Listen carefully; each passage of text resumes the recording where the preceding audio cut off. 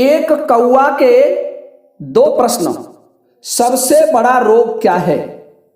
सबसे अधिक किसकी माने? देखिए श्रोताओं, आप देख रहे हैं यूट्यूब चैनल अद्भुत कहानी स्टार।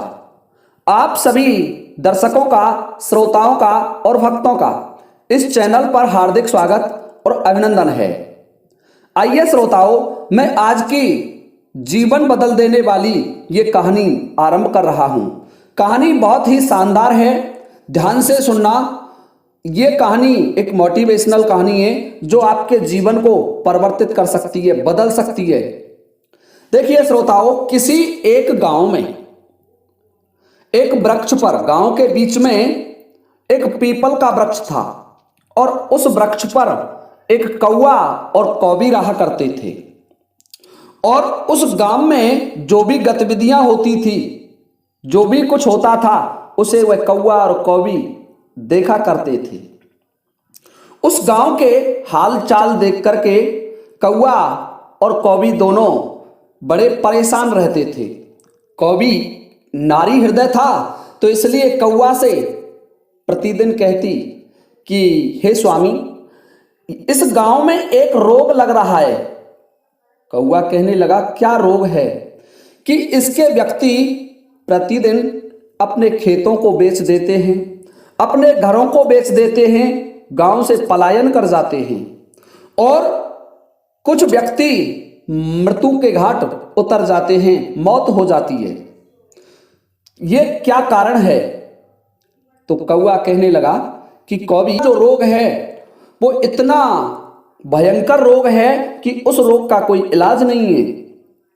कौवी कहने लगी, क्या स्वामी इन्हें कैंसर हो गया है? कि नहीं कौवी, इन्हें कैंसर नहीं, इनका जो रोग है वह रोग है लोग क्या कहेंगे। कौवी कहने लगी, मैं कुछ समझी नहीं, तुम क्या कहना चाहते हो? तो कौवा कहने लगा कि कौवी, ध्यान से सुन, इसके लिए तुझे मैं एक दृष्टांत सुनाता हूं। एक बहुत ही पैसे वाला जागीरदार ठाकुर समर सिंह एक राजा के यहां सामंत पद पर आसीन था और समर सिंह बहुत ही बुद्धिमान था और बड़ा प्रतापी था। उसके यहां जब माता पिता बुद्धिमान होते हैं तो माता पिता बुद्धिमान होने के कारण उनकी संतान भी बुद्धिमान होती है। हे कौवी, उस ठाकुर समर सिंह के घर एक तेजस्वी और बुद्धिमान पुत्र का जन्म हुआ। उस पुत्र का नाम ठाकुर समर सिंह ने शेर सिंह नाम रखा। धीरे धीरे समय निकला और शेर सिंह बड़ा होने लगा।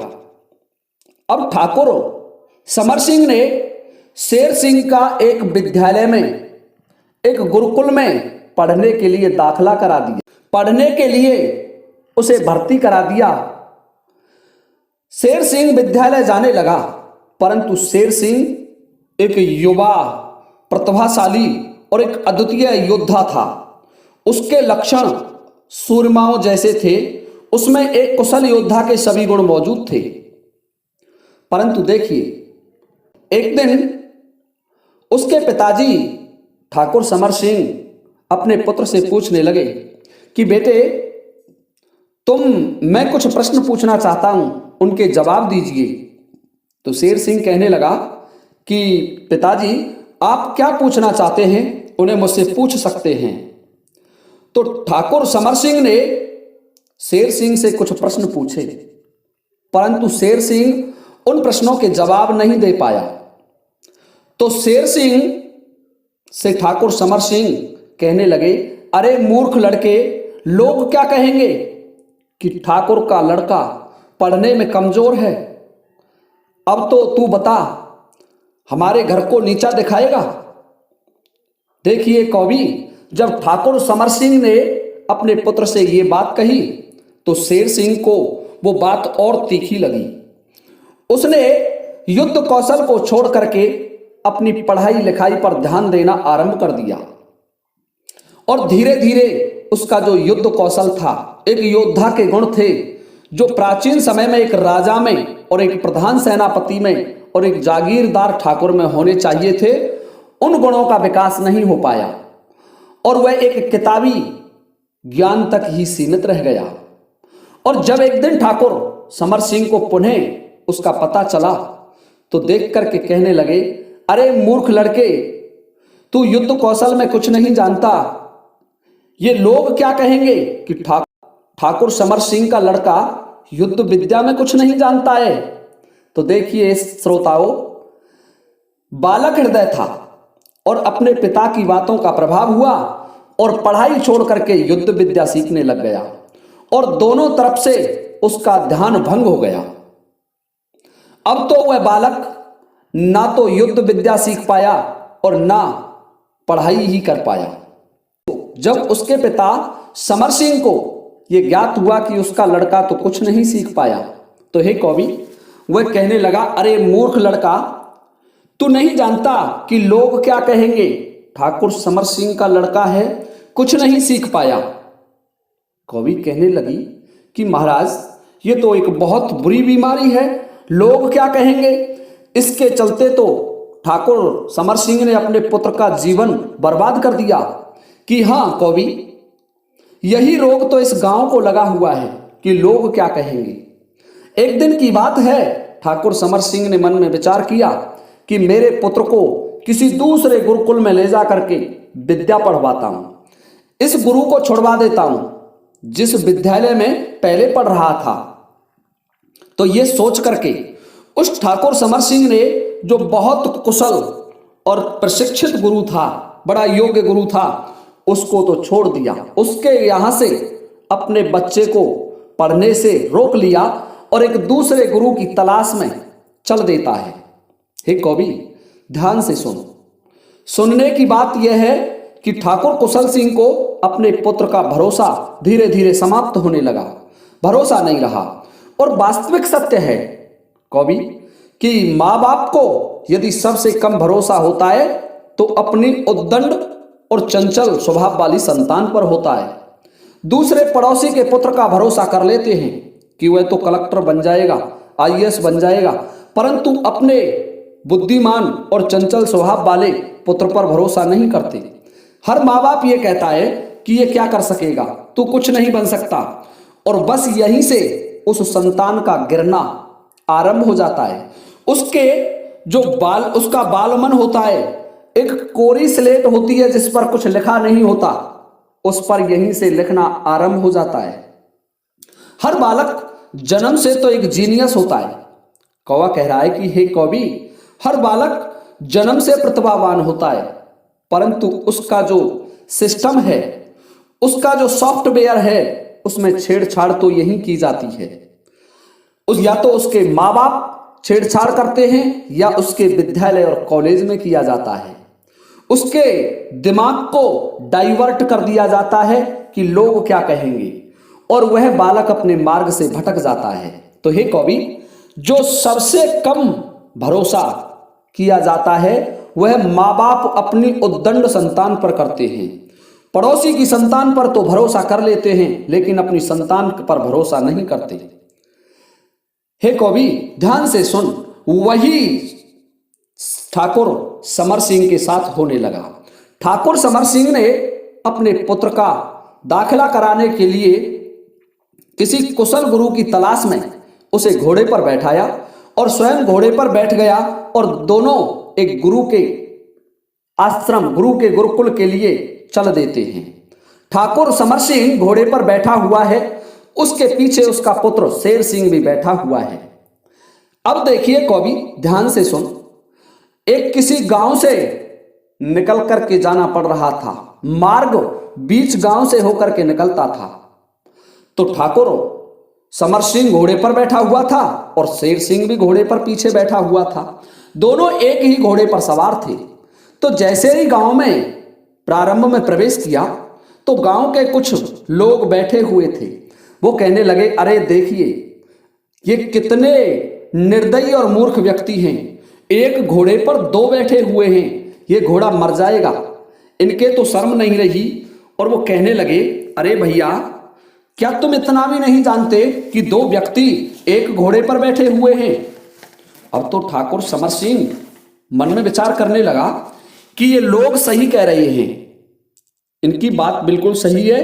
हम दो बैठे हुए हैं और ये घोड़ा अकेला है, इसलिए मुझे नीचे उतर जाना चाहिए और इस लड़के को घोड़े पर बैठा रहने देता हूं। हे कौवी, ये सोच करके ठाकुर समर सिंह तो घोड़े से नीचे उतर गया और लड़का घोड़े पर बैठा रह गया और उसको लेकर के चल रहा है पैदल पैदल उस गांव में से। कुछ आगे बढ़ा तो और 10-20 व्यक्ति एक स्थान पर बैठे हुए थे और उस ठाकुर समर सिंह को देख करके हंसने लगे और कहने लगे, कितना मूर्ख प्राणी है, देखिए बाप पैदल चल रहा है और बेटा घोड़े पर बैठा हुआ है। अब तो ठाकुर समर सिंह का दिमाग फिर खराब हुआ, दिमाग बदल गया। लड़के से कहने लगा, बेटा तुम नीचे उतरो, घोड़े पर मैं बैठूंगा। 15 वर्ष का बालक घोड़े से नीचे उतार दिया और ठाकुर समर सिंह घोड़े पर बैठ गया। हे कौवी, ध्यान से सुन। फिर जब वह बालक पैदल पैदल चल रहा है घोड़े की लगाम थामे हुए और वह ठाकुर समर सिंह घोड़े पर बैठा हुआ है, कुछ आगे चले तो उसी गांव में कुछ व्यक्ति और बैठे हुए थे। एक चौपाल लगी हुई थी, उस पर कुछ व्यक्ति बैठे हुए थे और उसको देख करके हंसने लगे और कहने लगे, अरे भैया जरा इतनी शर्म तो करो कि ये बच्चा पैदल चल रहा है और तुम इस घोड़े पर बैठे हुए हो। हे कौवी, अब तो ठाकुर समर सिंह मन में सोचने लगा, बात तो सही कही है इन्होंने, मैं तो घोड़े पर बैठा हुआ हूं और ये बच्चा पैदल चल रहा है, इसलिए हम दोनों ही घोड़े से उतर के चलते हैं। देखिए श्रोताओ, अब तो उस ठाकुर समर सिंह ने अपने लड़के को भी घोड़ी से, जो घोड़ा था उससे नीचे उतार लिया और दोनों पिता पुत्र पैदल चलने लगे। देखिए कवि, जब वो और कुछ आगे चले, थोड़े से और आगे बढ़े तो कुछ लोग और बैठे हुए थे। 10-20 व्यक्ति उसी गांव में और बैठे हुए थे। उन्होंने दोनों को पैदल चलते हुए देखा तो कुछ लोग फिर बोले, अरे देखिए ये कितने मूर्ख लोग हैं, घोड़ा इनके साथ में है, दोपहरी पड़ रही है और दोनों पैदल जा रहे हैं, पसीना छूट रहा है, इस घोड़े को क्यों लेकर के जा रहे हैं? क्या इनमें बुद्धि नहीं रही? अरे भैया इस घोड़े पर बैठ के क्यों नहीं जा रहे हैं? अब देखिए श्रोताओ, अब तो ठाकुर समर सिंह का दिमाग और भी खराब हो गया। सोचने लगा, क्या करूं क्या ना करूं। जब दोनों पिता पुत्र घोड़े पर बैठे तो भी लोगों ने रोक दिया। कौवा कह रहा है कौवी से, हे कौवी, और जब पिता घोड़े पर बैठा तो भी लोगों ने रोक दिया और जब पुत्र घोड़े पर बैठा तो भी लोगों ने रोक दिया और जब दोनों पैदल चलने लगे तो भी लोगों ने रोक दिया। तो हे कवि, ये बात ठाकुर समर सिंह के दिमाग में थी कि लोग क्या कहेंगे, इसलिए उन्होंने अपने पुत्र का जीवन खराब कर दिया। और अब ठाकुर समर सिंह के समझ में वो बात आ चुकी थी। ठाकुर मन में विचार करने लगा कि किसकी मानूं किसकी ना मानूं, मैं बड़ा पागल हो गया। ये सोच करके सोचता सोचता और उस गुरु के आश्रम पर पहुंच जाता है, उस गुरुकुल में पहुंच जाता है। गुरु ने उन दोनों को आते हुए देखा तो ठाकुर समर सिंह से कहने लगे कि पुत्र, बस यही तो तुम्हारी सोच थी, तुमने इसी सोच के चलते अपने इस बालक को कहीं का नहीं छोड़ा, ना तो इसको पढ़ने दिया, ना इसे राज विद्या आई, ना इस पर युद्ध विद्या आई, ना कोई कला में निपुण हो पाया। और बस तुमने एक रट लगा रखी थी कि यदि ये कार्य नहीं हुआ तो लोग क्या कहेंगे। तुम्हारे दिमाग में तो लोगों का भय हावी था। समर सिंह कहने लगा कि गुरुदेव क्या करूं कि सबसे महत्वपूर्ण बात यह है, इस दुनिया में वो ही लोग सफल होते हैं जो इस बात से नहीं डरते कि लोग क्या कहेंगे। लोग तो कहते हैं तुम अच्छा करो तो भी कहेंगे, बुरा करो तो भी कहेंगे। हे कवि, उस गुरु के वचन सुनकर के ठाकुर समर सिंह कहने लगा, तो गुरुदेव मैं क्या करूं?